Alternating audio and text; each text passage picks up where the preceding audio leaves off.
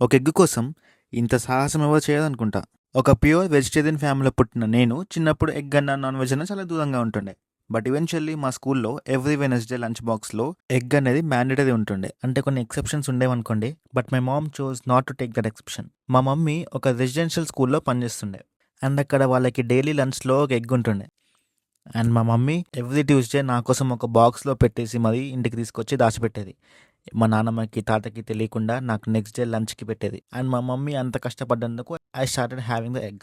ఈవెన్చువల్‌గా నచ్చింది అండ్ అలా కంటిన్యూ అయిపోయా. బట్ చికెన్ మాత్రం అప్పుడే స్టార్ట్ చేయలేదు. ఆ స్టోరీ నా ఇంటర్‌లో అయింది.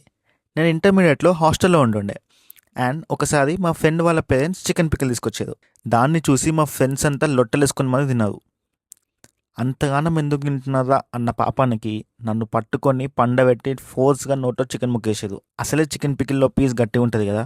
దాన్ని నేను 2 గంటలు తినాలో, నమలాలో అర్థం కాక తిని అలా మింగేసా. బట్ ఆ టేస్ట్ నచ్చింది.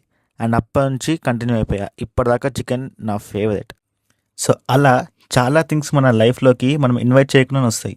అండ్ ఫరెవర్ ఉండిపోతాయి.